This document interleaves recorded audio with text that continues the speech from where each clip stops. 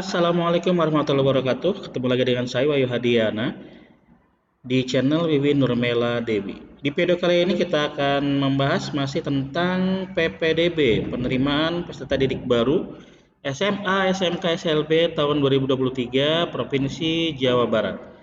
Di video sebelumnya kita sudah membahas tentang persyaratan dan dokumen yang harus disiapkan untuk bisa mendaftar di PPDB SMA tahun 2023 di Provinsi Jawa Barat.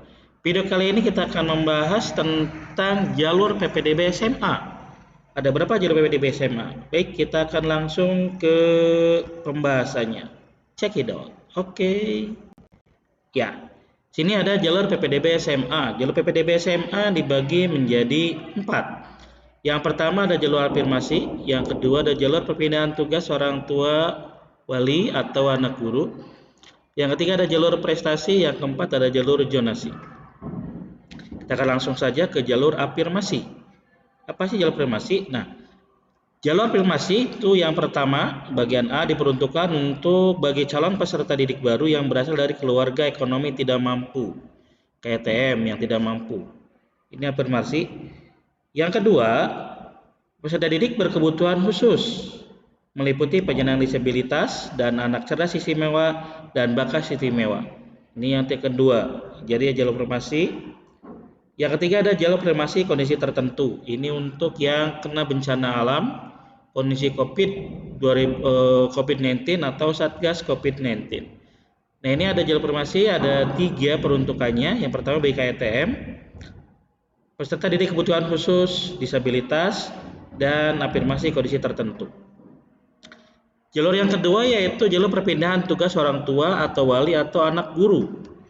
Ini diperuntukkan bagi calon peserta didik yang mengikuti perpindahan domisili orang tua atau wali karena perpindahan tempat tugas. Contoh, dulu tempat tugasnya sebagai tentara, Polri ataupun TNI ataupun Polri di Kalimantan. Setelah itu ternyata pindah tempat tugasnya di daerah Kabupaten Kuningan atau di Jawa Barat, seperti itu ya. Ini jalur perpindahan orang tua. Ini dibuktikan dengan surat perpindahan mutasi dari instansi yang terkait plus dengan kartu keluarganya.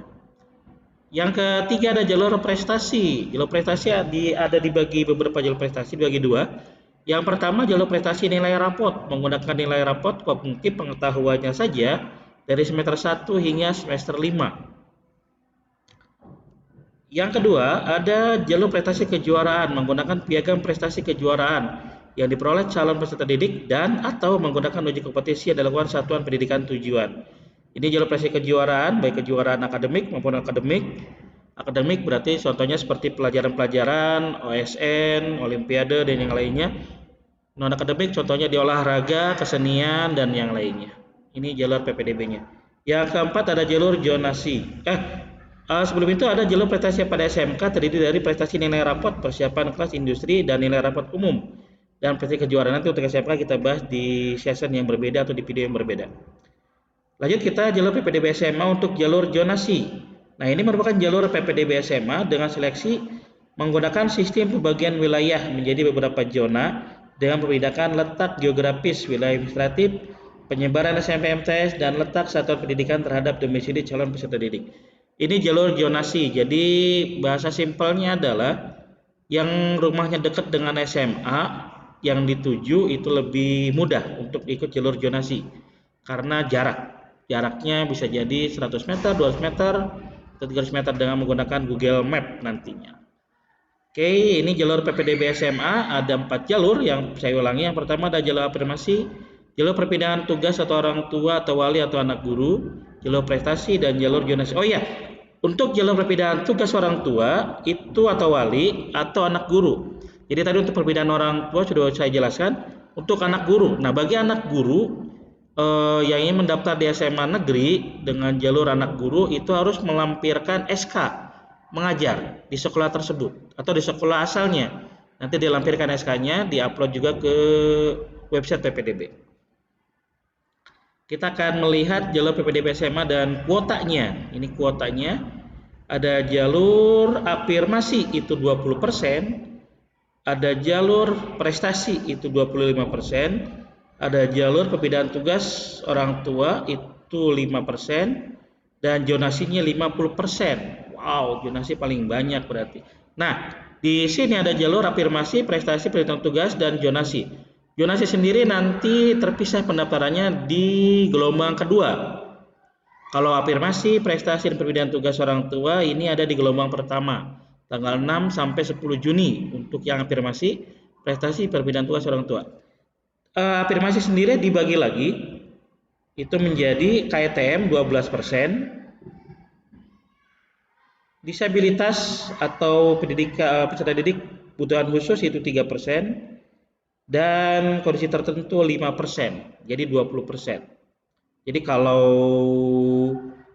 total jumlah keseluruhan yang diambilnya untuk di sekolah tertentu itu 100 siswa, tinggal dibagi saja. Berarti afirmasinya hanya 20 orang, KTM 12, disabilitas 3 orang, dan kondisi tertentunya hanya 5 orang. Seperti itu ya, simpelnya. Sedangkan untuk jalur prestasi itu ada 20% dibagi lagi menjadi nilai rapot dan nilai kejuaraan.